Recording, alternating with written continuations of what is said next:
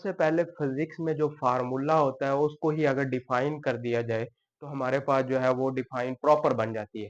Power का formula है P is equal to del W over del T. तो इसकी बेस पर ही जो है हम डिफाइन कर देंगे। और अक्सर जो बोर्ड में आता है कि क्या पावर स्केलर क्वांटिटी है या फिर पावर जो है वेक्टर क्वांटिटी है। तो ये हम अभी आगे नेक्स्ट बताते हैं कि पावर स्केलर है या वेक्टर है। तो पावर का फार्मूला है जी del W over del T. अब डब्ल्यू का unit work is the form of energy, तो ये क्या आ जाएगा जाउल, क्योंकि एनर्जी का यूनिट भी क्या होता है जाउल। और फिर टाइम का यूनिट क्या आ गया सेकंड, तो ये क्या बन गया जाउल पर सेकंड।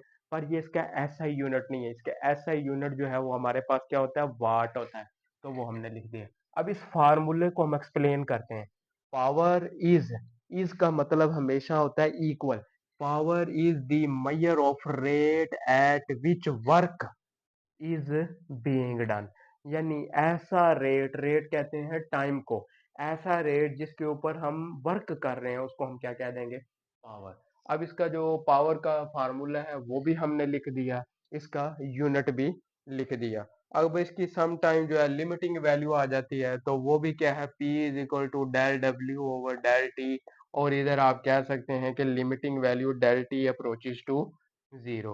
यानी जो डेल टी है वो बहुत शॉर्ट टाइम के लिए, जैसे देखें ना मोटर घूम रही है तो वो बहुत शॉर्ट टाइम के लिए फोर्स लगाती है। तो वो जो शॉर्ट टाइम है अप्रोचेस टू जीरो, यानी टाइम 0 सेकंड के करीब हो जाता है, यानी 0.0002 1 सेकंड। तो वो अप्रोक्सीमेटली जो है टाइम क्या होता है जीरो ही होता है। तो अब पावर और वेलोसिटी का रिलेशन देखिए। पावर का फार्मूला क्या है P is equal to del W over del T. अब हमें पता है वर्क का फार्मूला क्या होता है W is equal to F dot D.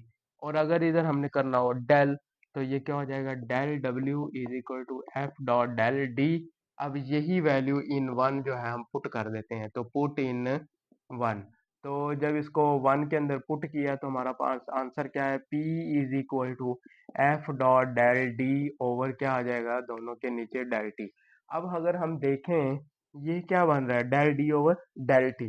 तो ये तो हमारे पास जो है rate of change of displacement per unit time is called क्या होता है वेलोसिटी। तो del D over del T is equal to क्या आ जाएगा v। और वेलोसिटी जो है वो क्या है वेक्टर क्वांटिटी। और फोर्स भी हमारे पास क्या होता है वेक्टर क्वांटिटी। तो ये अब इसकी जगह हम P is equal to F dot क्या आ जाएगा V। लेकिन इसके ऊपर हमने वेक्टर नहीं लगाना, क्यों नहीं लगाना भाई, देखें इधर जो है वो डॉट प्रोडक्ट है। कौन सा प्रोडक्ट है डॉट।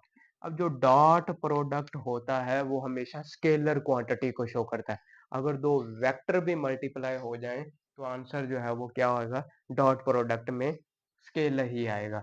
तो पावर जो है हमारे पास फिर क्या आ गया स्केलर क्वांटिटी है। हाँ, अगर इधर होता क्रॉस प्रोडक्ट तो फिर हम कह देते हैं कि ये क्या है वेक्टर क्वांटिटी है। और अगर क्रॉस प्रोडक्ट दो स्केलर क्वांटिटी का भी आ जाए तो उसको हम क्या कह देते हैं ये क्या है वेक्टर क्वांटिटी है।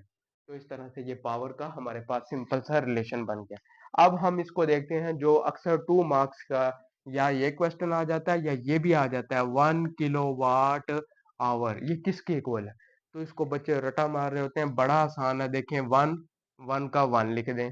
किलो वाट, अब देखें ना किलो, किलोमीटर वो भी 1000 के इक्वल, किलो वाट भी 1000 के इक्वल है। तो इसको किससे मल्टीप्लाई कर दें 1000, यानी किलो का मतलब ही 1000 होता है। अगर 1 किलो दूध भी हो तो उसके अंदर 1000, ठीक है 1000 ग्राम होंगे। 1 किलो कोई भी चीज हो तो उसमें 1000 है। तो ये क्या हो गया 1000 किलोवाट। और आवर घंटा, भाई देखें 1 घंटे में कितने मिनट है 60। और फिर उनमें कितने सेकंड 1 मिनट में 60 सेकंड। तो जब इन दोनों को मल्टीप्लाई करेंगे तो हमारे पास क्या आ जाएगा, ये इससे मल्टीप्लाई हुआ तो दोबारा 1000। और ये क्या है 3600। और देखें अब इन दोनों को मल्टीप्लाई कर लें तो ज्यादा बेस्ट है। तो हमारे पास अगर ना भी करें तो ये देखें 1 2 3 और 1 2 3।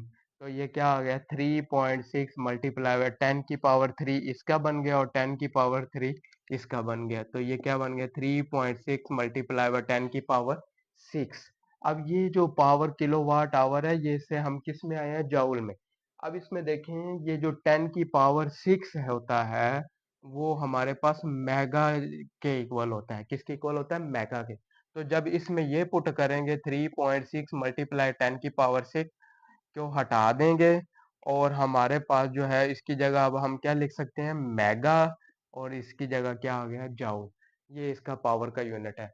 फिर पावर का एक और यूनिट जो है वो एचपी भी होता है। जैसे एचपी कंप्यूटर की कंपनी है वैसे ही एचपी।